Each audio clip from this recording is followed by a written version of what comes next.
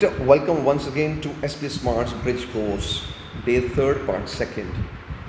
इसमें हम लोग we are continuing with what we were studying in Day Three program. हमने पढ़ा फंडामेंटल फोर्सेस कौन कौन से हैं, चार फंडामेंटल हैं. अब उनको यूनिफाई करने का क्या मतलब हुआ? यूनिफिकेशन का मतलब है कि फोर्सेस हमें नज़र तो आती हैं चार, एक्चुअल में वो एक सिंगल फोर्स होनी चाहिए. This is what most of the scientists believe. तो शुरुआत होती है आज से करीब 350 साल पहले, जब न्यूटन का ज़माना था. न्यूटन से पहले बेटा ये सोचा जाता था कि ग्रेविटेशन दो प्रकार की है. एक है टेरेस्ट्रियल ग्रेविटेशन, एक है एस्ट्रोनॉमिकल ग्रेविटेशन या सेलेस्टियल ग्रेविटेशन. टेरेस्ट्रियल हुआ जो अर्थ चीज़ों को अपनी तरफ अट्रैक्ट करती है, और सेलेस्टियल हुआ जिससे प्लैनेट्स एक दूसरे को अट्रैक्ट करते हैं या सन प्लैनेट्स को अट्रैक्ट करता है, ऐसा माना जाता था. लेकिन न्यूटन का विचार कुछ और था. Newton was first to propose कि ये दो अलग अलग फोर्सेस नहीं है बल्कि एक ही फोर्स के दो रूप हैं. सो he what did he do? He unified celestial gravitation and terrestrial gravitation, और उसको उसने यूनिवर्सल ग्रेविटेशन का नाम दिया. इसलिए हम कह सकते हैं कि जो न्यूटन है, Newton was first to propose the idea of unification of forces, right. वो फाउंडिंग फादर है जिसने यूनिफिकेशन का कॉन्सेप्ट दिया. बट आगे चलते हैं. James clerk Maxwell, this is the man who proposed कि ये जो इलेक्ट्रोस्टैटिक फोर्स है और जो मैग्नेटिक फोर्स है और ऑप्टिक्स यानी लाइट, ये तीनों भी एक सिंगल फोर्स के ही अलग अलग रूप हैं. So he called it electromagnetic force. ठीक है. तो हम ये कह सकते हैं कि मैक्सवेल ने क्या किया, इलेक्ट्रोस्टैटिक्स को मैग्नेटिज्म से यूनिफाई किया और उसे इलेक्ट्रोमैग्नेटिक फोर्स का नाम दिया, और उसके साथ किसको किया यूनिफाई, उसने ऑप्टिक्स को यानी लाइट को. इस तरह से उसने नेक्स्ट स्टेप किया.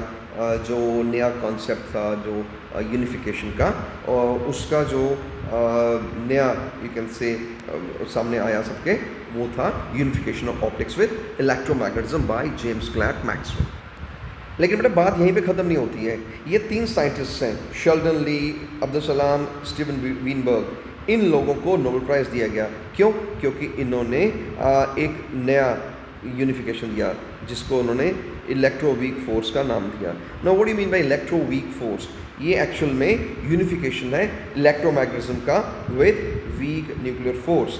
तो इन्होंने इलेक्ट्रोमैग्नेटिक फोर्स को वीक न्यूक्लियर फोर्स से जोड़ा और उसे इलेक्ट्रो वीक फोर्स का नाम दिया.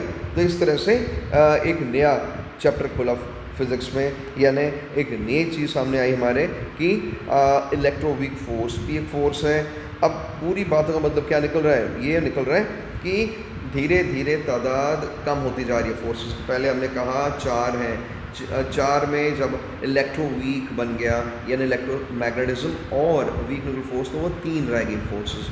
अब उन तीन फोर्सेस में अगर हम ग्रेविटी को अलग रखें तो पीछे क्या बचता है? इलेक्ट्रो वीक फोर्स और क्या बचता है? Strong nuclear force.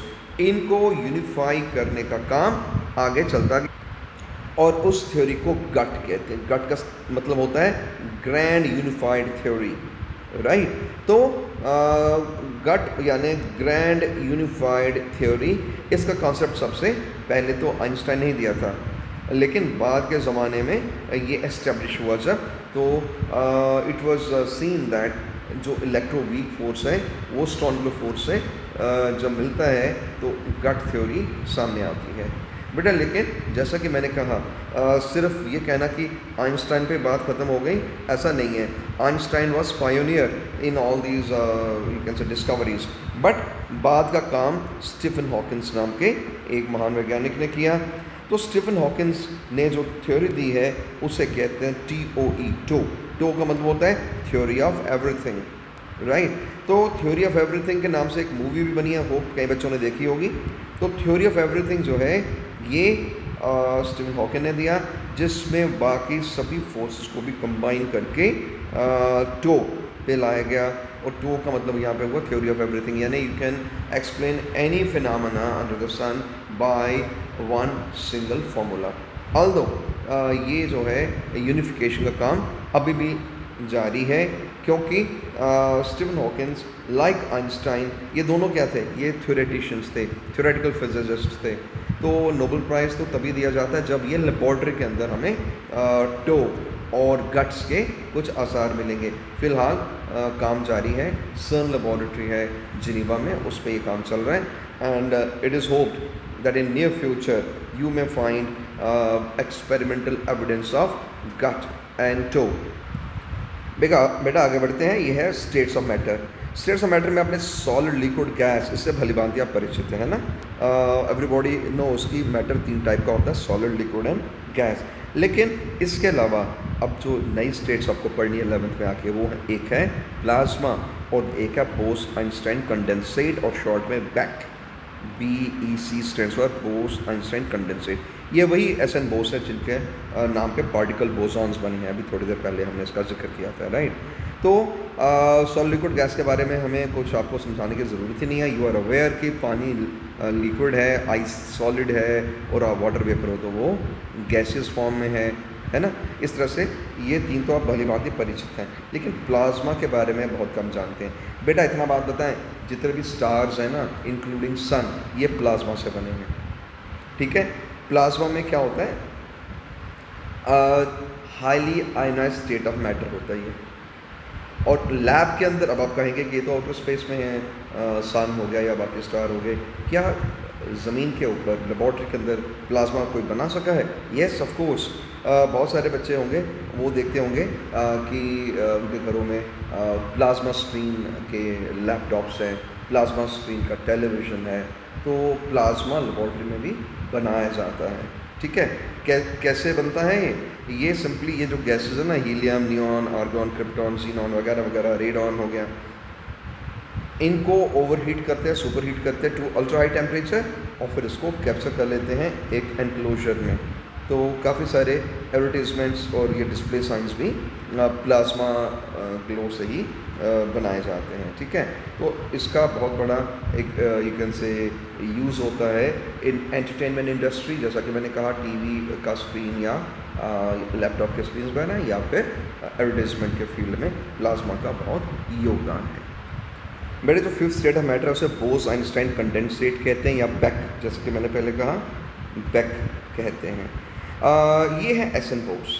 ये इनके बारे में बताया गया है कि बोस-आइंस्टाइन कंडेंसेट इन्होंने बनाया, इनकी कंट्रीब्यूशन ऑफ बोस-आइंस्टाइन स्टैटिस्टिक्स इन्होंने किया, बोस-आइंस्टाइन डिस्ट्रीब्यूशन इन्होंने किया, बोस-आइंस्टाइन कोरिलेशंस किया, Bose gas, ideal Bose equation, boson, photon gas.